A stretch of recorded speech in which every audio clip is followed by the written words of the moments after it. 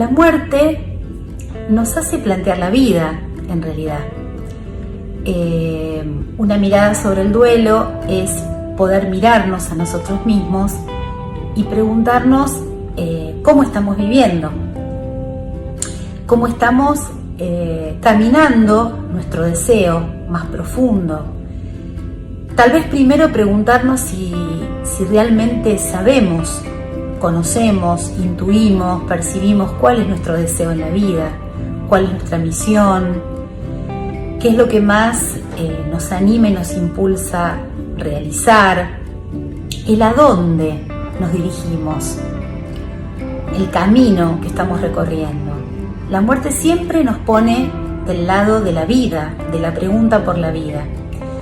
En un libro muy hermoso sobre el duelo, la doctora Elizabeth Kubler-Ross, tanatóloga americana, nos contaba sobre su experiencia con las personas que estaban moribundas, que estaban dejando este plano, y el cuestionamiento más fuerte que tenían en ese momento, en esos últimos segundos de vida, eran cómo habían vivido la vida, desde dónde la habían vivido, en qué intensidad la habían vivido, qué cosas pendientes habían dejado, cuánto distinto hubieran hecho si hubieran sabido que la muerte estaba cerca.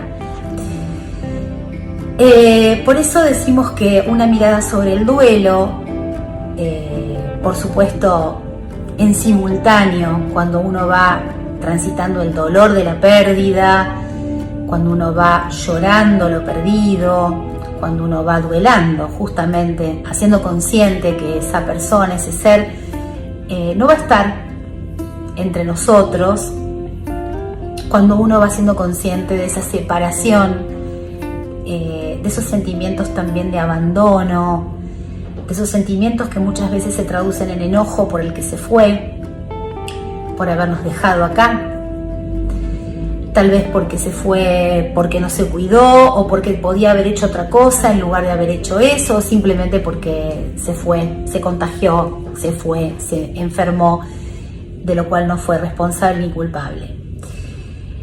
Pero paralelamente a ese proceso, el camino interior es lo que tal vez la muerte de los demás nos traiga como convocatoria. Hoy a la mañana con una paciente hablábamos de que las terapias psicológicas en realidad tienen tal vez una doble función. Uno empieza o entra a una terapia por un síntoma. Me duele algo, tengo gastritis, el médico me mandó al psicólogo porque tengo una enfermedad psicosomática, no duermo bien de noche, estoy angustiado, estoy deprimido, estoy muy ansioso, como demasiado, estoy viviendo una situación de duelo que no puedo solo afrontar. Pero todas esas cuestiones son como la punta del iceberg y en realidad son como lo superficial del ser humano. Los síntomas son la expresión de algo en la superficie, son las olas de un mar que por supuesto tiene una profundidad muy intensa, que si uno no va a esa profundidad se queda en la superficie. Siempre decimos, y no para cancherear, los terapeutas, que curar una ansiedad tal vez es más sencillo que hacer un camino interior.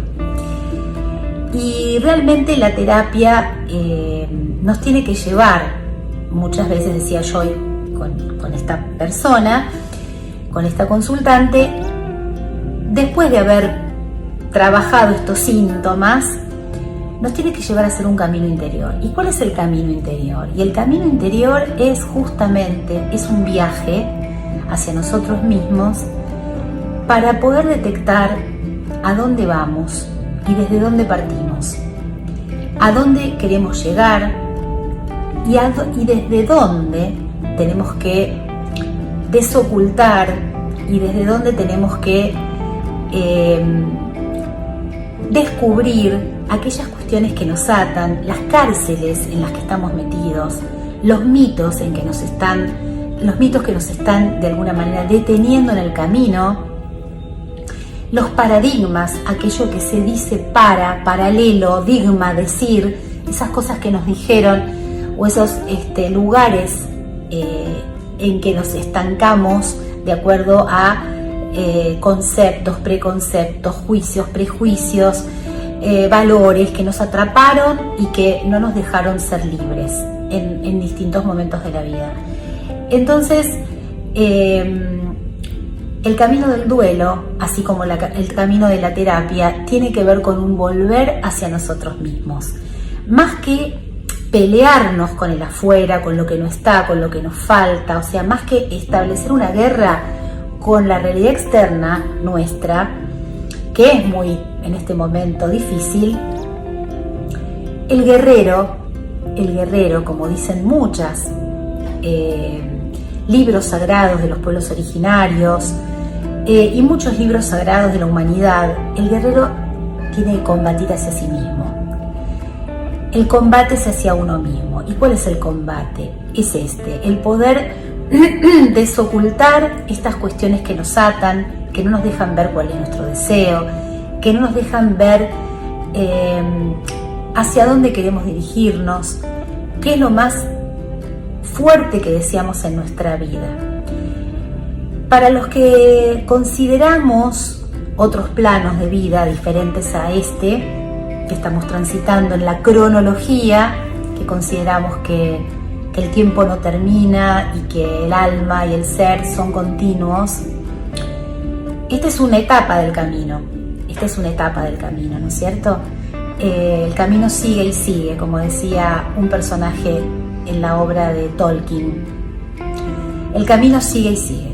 Y esta es una etapa, este es un peldaño de esta escalera que estamos subiendo permanentemente. Y la muerte es una etapa del camino, es una etapa muy dura, muy conmovedora del camino. Pero si nosotros consideramos que el camino no termina, es una estación, la muerte de los otros, por supuesto la propia, pero la muerte de los otros es una estación que tenemos que aprender a habitar. Y más que nos asuste como un gran fantasma, que es lo que la cultura occidental siempre tuvo, ¿no?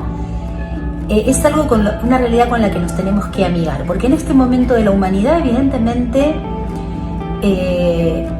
para algo nos tiene que servir tanta muerte, para algo nos tiene que servir. Algo en nuestra vida, en nuestras vidas comunitarias, sociales, grupales, familiares, tenemos que hacer con esta muerte, con estas muertes, ¿sí? Y seguramente lo perdido nos va a dar la puerta, ¿no? Para poder, transitar a otra realidad, que por supuesto la vamos a crear nosotros, porque hay una realidad de los hechos externos, pero también hay una realidad que nosotros creamos, y nosotros podemos crearnos una realidad a la medida de nuestros sueños y a la medida de lo que nosotros deseamos vivir. Solo hay que desocultar el deseo, y desde dónde partimos. Así que todos aquellos que estemos transitando un duelo en este momento social, tenemos la hermosa tarea de tomar este duelo en las manos, habitarlo, sentirlo profundamente en los distintos lugares de nuestra emocionalidad, en nuestro cuerpo, hacerlo parte, amasarlo en nosotros, no obligarnos a sentir determinadas cuestiones, sino dejar que las emociones puedan expresarse, observarlas, observar su textura, observar su color, observar en qué parte del cuerpo la sentimos, las percibimos, pero además tenemos la hermosa tarea de con estos duelos poder construir algo. Y así como la vida tiene una gran fuerza creadora, la muerte también tiene una gran fuerza creadora. La muerte es parte de la creatividad de la vida. Eros y Tánatos, dos fuerzas que parecen antagónicas, sin embargo son parte de la misma potencia vital. Y una puede destruir, pareciera, en lo aparente, pero la historia del mundo y de la humanidad muestra que muchas veces la aparente destrucción de la muerte trajo mayor cantidad de vida y mayor cantidad de posibilidades al mundo. Fíjense que un hecho simple, el descubrimiento de la penicilina luego de la guerra, de la Segunda Guerra Mundial, salvó vidas más que las que fallecieron y murieron en la Segunda Guerra Mundial. Así que es una permanente paradoja, pero así somos, así estamos hechos, y recordar que también en lo que parece un caos hay un orden, y ese es lo que tenemos que descubrir, el orden en el caos. Es el principio del cosmos. Fíjense que si uno simplemente sale a mirar estrellas a la noche y ve que nada choca y que los planetas están en un equilibrio permanente en nuestra galaxia y en las infinitas galaxias también, aparentemente, que van descubriendo algunas de ellas los científicos, todo tiene una armonía y un orden. También estas dos cuestiones que parecen tan antagónicas como la muerte y la vida también responden a un orden que hay que descubrir. Así que desde acá, humildemente, me invito y los invito a que con el dolor podamos hacer algo y sobre todo nos podamos preguntar cómo estamos viviendo, cómo queremos vivir y qué queremos hacer con este dolor. Gracias por escuchar.